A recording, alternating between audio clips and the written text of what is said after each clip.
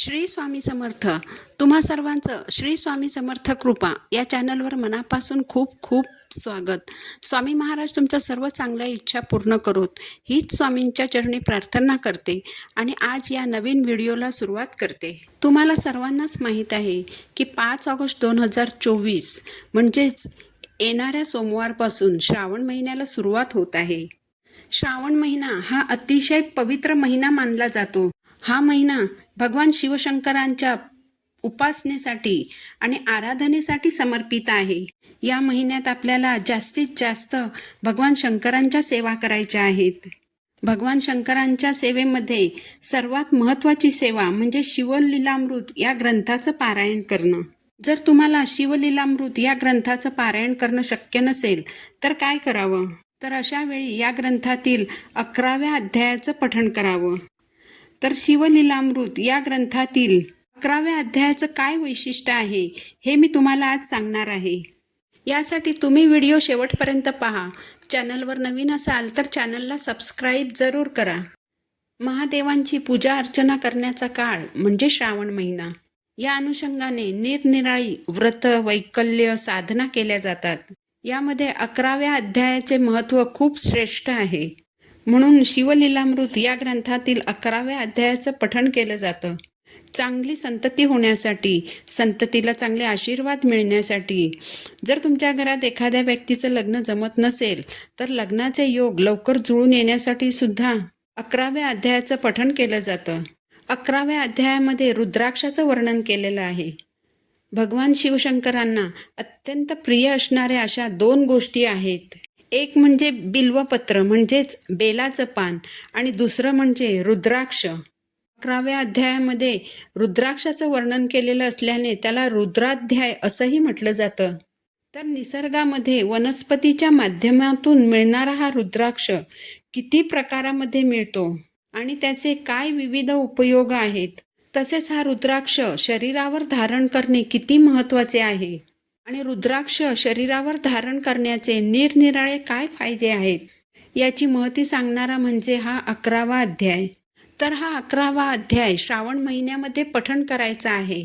जर तुम्हाला पूर्ण श्रावण महिनाभर या अध्यायाचं पठण करणं शक्य झालं तर तुम्ही रोज या 11व्या अध्यायाचं पठण अवश्य करा. या 11व्या अध्यायाचं पठण कधी करावं?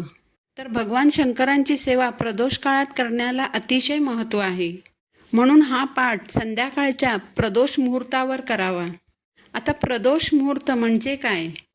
तर सूर्यास्ताची जी वेळ असते, साधारण 6 ते 6:30ची जी वेळ असते त्याच्या अगोदरचा 1.5 तास आणि सूर्यास्तानंतरचा 1.5 तास हा जो एकंदर 3 तासाचा वेळ असतो याला प्रदोष काळ म्हणतात. हा काळ शिव आराधनेसाठी सर्वोत्तम काळ मानला गेलेला आहे. तर या प्रदोष काळात आपल्याला पोथीचे वाचन करायचे आहे. पोथी वाचन करत असताना शुभ्र वस्त्र परिधान करायचे आहे. स्वच्छ आसनावर देवासमोर बसायचे आहे. प्रदोष काळात भगवान शंकरांची पूजा करायची आहे. भगवान शिवशंकरांच्या पूजेत पांढऱ्या वस्तूंना अतिशय महत्त्व आहे. पांढरी फुलं, पांढऱ्या अक्षता अर्पण करायच्या. दूध साखरेचा किंवा खडी साखरेचा नैवेद्य अर्पण करायचा. छानपैकी उजव्या हाताला शक्य असेल तर तुपाचा किंवा तिळाच्या तेलाचा दिवा लावावा आणि डाव्या बाजूला पाणी ठेवून या अध्यायाचे 3 वेळा पठण करायचे आहे. जर दररोज या अध्यायाचं पठण करणं शक्य नसेल तर श्रावणातील सोमवारी या अध्यायाचं 3 वेळा पठण करावं.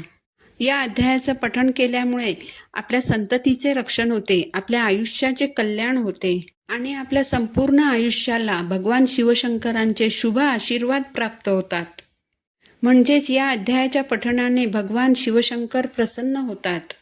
जर आपण संकल्प करून या 11व्या अध्यायाचे रोज न चुकता पठण केले तर आपल्याला संतान प्राप्ती होते, दीर्घायुष्य लाभते, महापापे नष्ट होतात. 1 सहस्र कपिल गाय दान केल्याचे पुण्य मिळते. म्हणून 11व्या अध्यायाचं पठण किंवा पारायण करण्याची परंपरा आहे.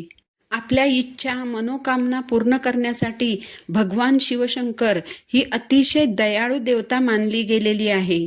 भक्तांच्या भक्तीने लवकर प्रसन्न होणारी देवता म्हणजे भगवान शिवशंकर. म्हणून तुम्ही तुमच्या इच्छा मनोकामना पूर्ण करण्यासाठी या श्रावण महिन्यामध्ये या 11व्या अध्यायाचं नक्की पठण करा आणि भगवान शिवशंभोंचे आशीर्वाद मिळवा. माहिती आवडली असेल तर चॅनलला सबस्क्राईब जरूर करा. पुन्हा भेटू नवीन व्हिडिओसोबत. श्री स्वामी समर्थ.